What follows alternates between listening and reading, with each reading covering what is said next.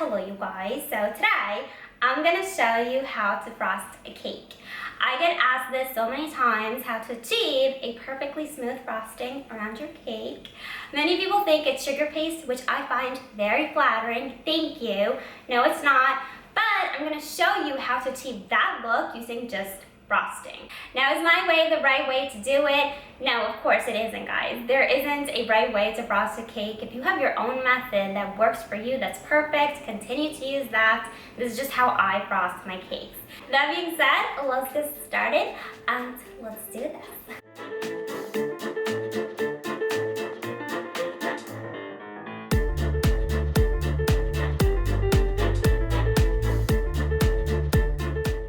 Okay, you guys, so this is my coconut cake that I made a few weeks ago. I'll leave the link to that video in the description box in case you're interested. I do like to soak my cakes if it's summer. If I'm going to refrigerate the cake, then yes, I will soak it. If I don't refrigerate the cake, then no, I will not soak it. I'm applying a layer of frosting in the center of my cake with just a basic straight spatula. You can use an offset spatula if you prefer, or even a piping bag, whatever works for you. The frosting I'm using for this cake is a white chocolate ganache. The method I use to frost my cakes, guys, is pretty much the same for all my cakes regardless the frosting I'm using.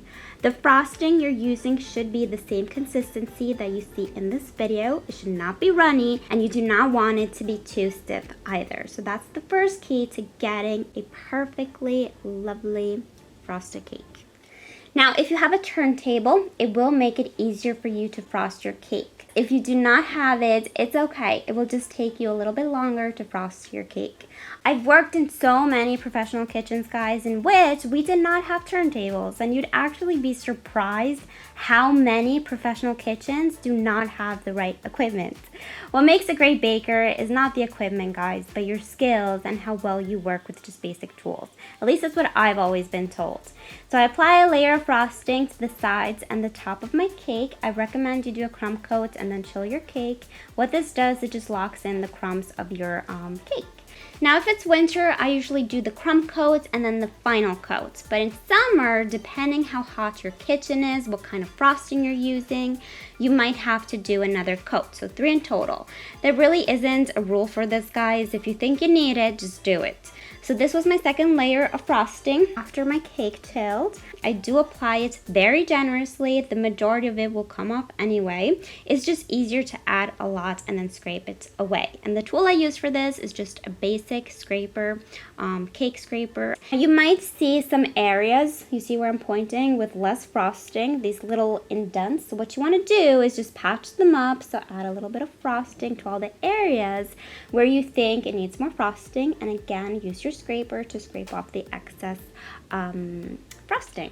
Apply another layer of frosting to the top. Some people prefer to do the top first and then the sides. That's really up to you, guys. I sometimes do that, I sometimes don't. It just depends.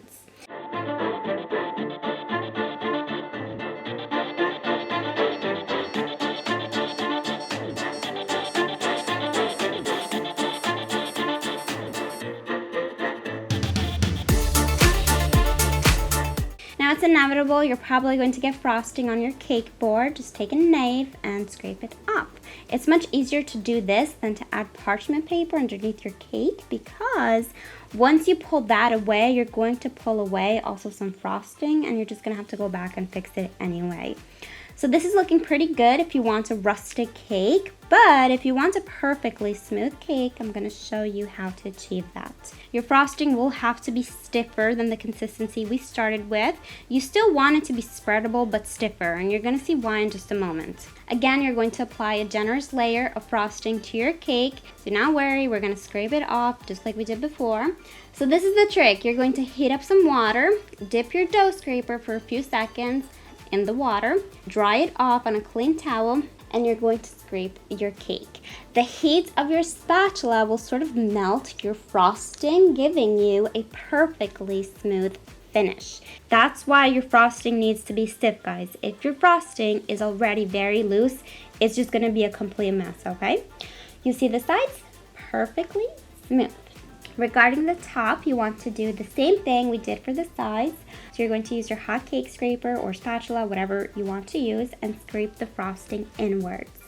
Guys, this is how I frost my cakes.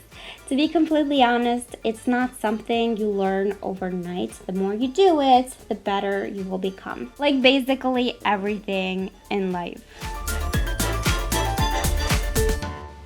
I hope you guys enjoyed this video. If you did, please give it a big thumbs up for me and please subscribe. I publish a new video every Friday. Also, before I go, I have to do 2 important birthday shout outs. The first one is for Aran. Happy birthday to you. It was his birthday last week, so I'm hoping you had an amazing and wonderful birthday. Shout out to your mother as well. Also, happy birthday, Kelly. It was her birthday yesterday. She's one of the nicest people, guys, I've ever met on here. I had to say that. So just happy birthday to you both. And yeah, I think I said everything. Thank you so much for watching. And I will see you next